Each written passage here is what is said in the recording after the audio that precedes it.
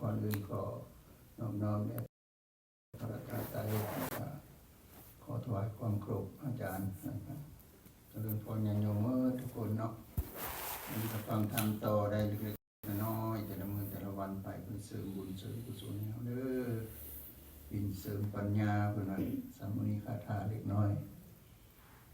มื้อนี้ก็แม่นครอบครัวยนทกิจให้บอกครอบครัวบรรวงศ์บรรวงศ์ไม่บอกผิดยนทกิจเป็นพวกตัวมีเนาะโดยอันนี้บรรวงศ์ครอบครัวบรรวงศ์เป็นพ่อตายแล้วเป็นยนทกิจเป็นลูกพ่อเป็นเบื้องพ่อดิกันเบื้องแม่หันเป็นยนทกิจได้ไม่ถูกนะแล้วก็ได้พากันมาเฮ็ดบุญเฮ็ดกุศลทำในตู้นะครบรอบ18 ปี23เดือนเนาะโอ้โหเป็นธรรมดาได้ยังพอบวชได้2 ปี3 ปีนึงนะตอนเพิ่นเสีย13 ปีแล้วบุญเดียวนึงเนาะบุญเดียวอันว่าความจริงอันนี้เป็นบุญนะผู้ใดยังคือเห็นพ่อเห็นแม่นี่นะอันนี้ว่าแบบเฮาลงกันสั่นนี่นะแปลว่าอันนี้เพิ่นเอิ้นว่าอยู่ในมงคลอันประเสริฐเพิ่นว่ามาตาปิตุอุปทานังพุทธาธารสาสังฆโหนี่อันนี้เป็นสิ่งที่สำคัญสุดเฮาบ่ลืมบุญลืมคุณเฮามาคิดเบิ่งบ่แม่นแต่พวกเฮานี่ได้ยุคพระพุทธเจ้าคือกันแม้แต่พระพุทธเจ้าเพิ่นสร้างบุญนี่แต่ละเทื่อเพิ่นบ่ได้ปะพ่อปะแม่บ่ได้ปะญาติพี่น้องมาเบิ่งเนี่ยพ่อกำลังเรียนเรื่องพุทธวงศ์นี่ครอบครัวเพิ่นบ้าหลายอยู่เจได้ก็ดีเนาะหลวงอาภัยมาเพิ่นก็นำโพธิจนหมดพระพุทธเจ้าหลังจากเพิ่นตรัสรู้เป็นพระพุทธเจ้าแล้วเพราะฉะนั้นที่เฮานี่เกิดมานี่ผ่านมาจากมื้อจากวันจากปีจากเดือนแล้วเนาะจักกลับแล้วจักอาสงไขยปีแล้วเฮาบ่ได้บรรลุธรรมเฮาลงมาเกิดเป็นมนุษย์นี่นะเป็นมนุษย์เป็นเทวดาเป็นพรหมเป็นสัตว์เดรัจฉานเป็นหยังเป็นหมดซุอันซุแนวมาคือเบิ่งพระพุทธเจ้าเพิ่นเป็นขนาดเพิ่นสร้างบุญวันนี้มาเบิ่งประวัติของแต่ละคนบ่แม่นธรรมดาเลยเป็นหมดซุแนวว่าซั่นซะเป็นมดเป็นแมงเป็นสัตว์สาว่าสิ่งเกิดแต่ละศาสตร์ร้อยศาสตร์พันศาสตร์หมื่นศาสตร์นั่นน่ะเฮาบ่ฮู้เฮาเกิดมาจากเทื่อจากปีแล้วมีแต่เกิดตายมานี้นะเพราะฉะนั้นพระพุทธเจ้าเพิ่นยังบอกว่าหาวิธีให้ออกจากกองทุกข์อันนี้มันเป็นกองทุกข์นี่เกิดแต่ละเทื่อก็ทุกข์มันบ่แก่แต่ละเทื่อก็ทุกข์เจ็บแต่ละเทื่อก็ทุกข์ตายแต่ละเทื่อก็ทุกข์พัดภาคจากพี่น้องลูกหลานก็ทุกข์ปรารถนาบ่ได้ใจตัวเองก็ทุกข์เห็นอันใดอยากได้บ่ได้ก็ทุกข์มีแต่แนวทุกข์หลายกว่าสุขเขาสุขกันมีบ่มีน้อยเดียวเนาะเพราะฉะนั้นเพิ่นว่าอันเฮ็ดบุญนี่นะเป็นสิ่งสำคัญเวลาอุทิศไปนี่เป็นของเฮาเครื่องอันนี้นี่เอาว่าเอามาทานมากินมาทานน้ำพ่อน้ำแม่น้ำพี่น้ำน้องเป็นเครื่องอันนี้นะเฮาเฮ็ดเปลี่ยนให้มันเป็นบุญซะก่อนเพิ่นเอิ้นเปลี่ยนทรัพย์อันในโลกนี้ให้มันเป็นทรัพย์อริยทรัพย์เพิ่นเอิ้นทานและทานให้ไปเหมือนเพิ่นเอิ้นปฏิฆาหกผู้ที่มีบุญมีวาสนาผู้ที่มีศีลบ่แม่นแต่พระนี่แหละผู้อยู่บ้านอยู่เฮือนถ้ามันบ่มีพระแท้ๆเฮาไปถวายให้ผู้ที่ไปมอบไปเกณฑ์ให้ผู้ที่มีศีลมีปฏิบัติธรรมมีหยังต่างๆเพิ่นอยู่ในศีลกินในธรรมก็เฮ็ดได้อันนั้นก็เป็นบุญแต่บุญหลายที่สุดก็คือถวายอยู่วัดเป็นหยังจริงอยู่วัดมันมีพระพุทธเจ้าเป็นประธานเพิ่นถึงแม้เพิ่นนิพพานไปโดนแล้วหลายปีแล้วแต่เพิ่นให้เอาพระพุทธรูปนี่เป็นวัดกันอยู่เฮือนเฮาก็เอาพระพุทธรูปมาตั้งเนาะตั้งแล้วกราบไหว้ทุกมื้อทุกวันอันนั้นแม่นเฮาระลึกถึงคุณของพระพุทธเจ้าเพราะพระพุทธเจ้านี่เพิ่นสิเฮ็ดบุญได้หลายกว่าหมู่ว่านี่เฮ็ดทานหยังก็ตามต้องมีพระพุทธเจ้าเป็นประธานเห็นบ่เพราะฉะนั้นเวลาไปบุญไปเฮือนไปศาลไปหยังต่างๆมีแต่มาอยู่อเมริกานี่บ่เห็นว่าเอาพระพุทธรูปมาตั้งเวลาคนตายพอยังคือบอกอยู่เพิ่นบ่เห็นเอามาเพิ่นบ่ให้เอามาเพิ่นว่ามันเป็นแนวบ่ดีหั่นน่ะเดี๋ยวนี้ก็ยังใช้กันอยู่ยังเว้ากันอยู่แต่จริงมันบ่แม่นเด้พระพุทธเจ้าเพิ่นก็อยู่เป็นพระพุทธเจ้าคือเก่าอยู่ไสก็แม่นพระพุทธเจ้าเฮากราบได้ไหว้ได้งานศพก็แม่นเฮาเฮ็ดบุญหาพระพุทธเจ้าได้บุญเจ้าพระพุทธเจ้าทั้งอุทิศให้ผู้ตายนั้นเห็นบ่อันผู้ตายถ้าตายจะเป็นขอนไม้บ่มีหยังบ่ได้นะเอาไปจุดไฟบ่เจ็บแม่นบ่เห็นบ่มี มีประโยชน์หนึ่งเลยมาแต่ใจขาดเพราะว่าเฮามันมีธาตุดินธาตุน้ำธาตุไฟธาตุลมอยู่ในตัวเฮานี่และมีอากาศธาตุนะครับแล้วมีวิญญาณมันเป็นผู้ครองมี6อย่างคือ6อย่างธาตุดินธาตุน้ำธาตุไฟธาตุลมและก็อากาศธาตุแล้วก็วิญญาณเป็นผู้ครองเวลาได้ขาดตัวใดตัวหนึ่งเฮาก็ตายอยู่ขาดดินขาดไปก็ตายเนาะ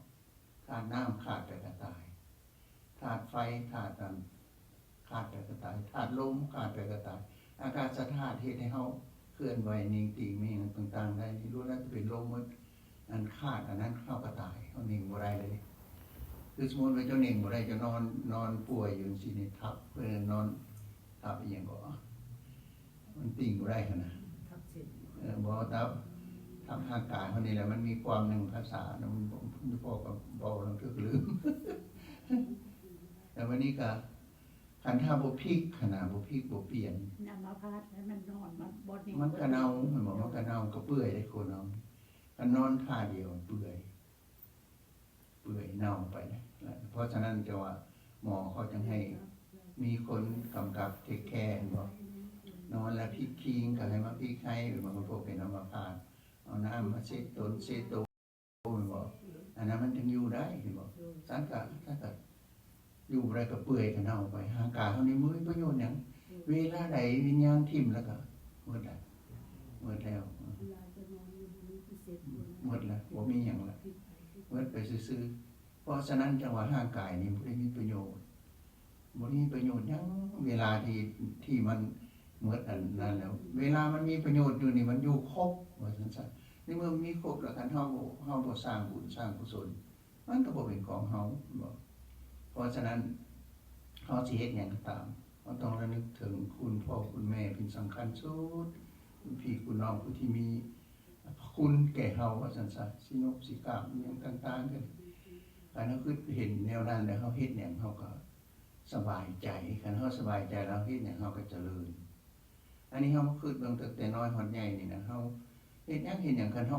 ลืมไปแล้วแม่นเอาละชีวิตของเฮาไปทำไมว่าซั่นซะลืมคำสั่งสอนของพ่อของแม่ของพี่ของน้องสมัยพออย่างน้อยนี่ติสะดุดปึ๊บนี่พุทโธธัมโมสังโฆได้ยินตลอดแต่ว่าหลังจากใหญ่ขึ้นมาแล้วพวกผู้ใหญ่น่ะเปลี่ยนไปว่าทุทีตัวเด่นได้ว่าเป็นว่าพอทุทีตัวเด่นด่าป้อยก็ยังมีอันเตะสะดุดเตะอย่างนั้น อยู่บนเก็บได้ก่อน ขนาดแล้วมันเป็นพวกทหารนี่แหละพวกนี้ทหารเนี่ยพาว่าเดี๋ยว คน นี้ บ่ได้เด้อ อันนี้พากันเจือไว้เฮาเฮ็ดอันนี้นี่เฮาเฮ็ดดีที่สุดแล้วเฮาจะอุทิศส่วนบุญกุศลให้พี่น้องเฮาเพราะว่าเปลี่ยนทุกสิ่งทุกอย่างนี่ให้มันเป็นบุญก่อนเฮามานี่เฮามาวัดนี่เฮาได้หลายแนวแล้วอันนึงเฮาได้ไหว้พระเนาะอันนั้นก็เป็นบุญของเฮาหลายแล้วรักษาศีลเนาะอันนั้นเป็นบุญของเฮาหลายแล้วเนาะแล้วก็มาถวายทานเนาะทุกสิ่งทุกอย่างคันเฮามีศีลเนาะเฮามีคุณสมบัติเป็นผู้ดีแล้วเวลาเฮาถวายทานนั่นก็เป็นอันบุญเป็นกุศลหาประมาณบ่ได้อีกเห็นบ่ทานแล้วก็ทานให้ผู้มีศีลอีกเนาะผู้เพิ่นรับก็ได้บุญได้กุศลเพิ่มขึ้นอีกได้บ่แม่นธรรมดาเลย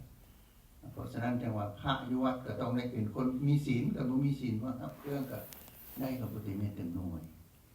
ถ้ามันวัดหันบ่มีคนดีบ่มีพระดีให้คิดว่าโอ้เฮามาวัดนี่เฮาคืออันนั้นเป็นพระดีให้คิดว่าในนั้น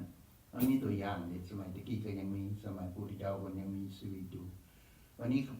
มีพ่อเฒ่านึงเราเมื่อเราอยู่ข้างวัดแต่เราเคยอุปถัมภ์คำสู่วัดวานำแล้วเราเห็นว่าพระองค์นั้นมันบ่ดีว่าซั่นสาเหตุบ่ดีไปเมื่อนั้นไปไหว้โอ้ขอน้อยอยากได้พระองค์นึงไปสั่นเขาเนี่ยอยากได้สงฆ์ว่าซั่นซะไปสั่นข้าวอยู่บ้านเขาน้อยมื้อนี้เขาน้อยสิเฮ็ดทานว่าซั่น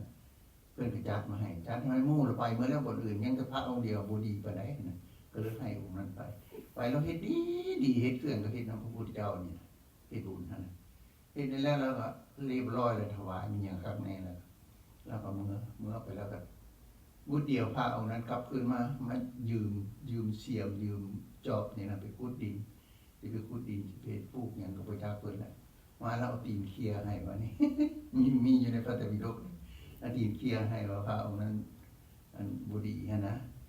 แต่วันนี้เราคนละเห็นคนลูกน้องชาวบ้านก็เห็นว่าอ๋อเป็นหยังเพิ่นเฮ็ดอันนี้ถึงมื้อเช้านี้เฮ็ดให้เราดีๆปานเฮ็ดนำพระเจ้าอาจารย์มาบัดนี้เป็นหยังเอาตีนเคี่ยให้แล้วเขาไปถามพระพุทธเจ้าอธิบายว่าลาวหั่นเวลาเราเฮ็ดปฏิบัติในการให้ทานมีหยังรักษาศีลเราเฮ็ดคือกับพระพุทธเจ้าน้ำบุญเราเต็มร้อยถ้าว่า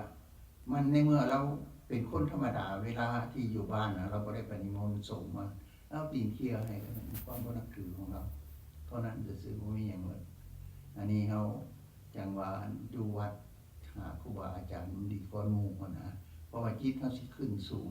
จิตเฮาสูงอันนี้เว้าเรื่องศาสนาพวกเฮานี่มันอยู่นำศาสนาด้วยจิตคันถ้าเฮาคิดได้ปฏิบัติได้ทุกสิ่งทุกอย่างเป็นอันดีหมดนะเฮาโน้มจิตโน้มใจไปให้ผู้ที่ละโลกนี้ไปแล้วเพิ่นสิได้ว่าซั่นนี่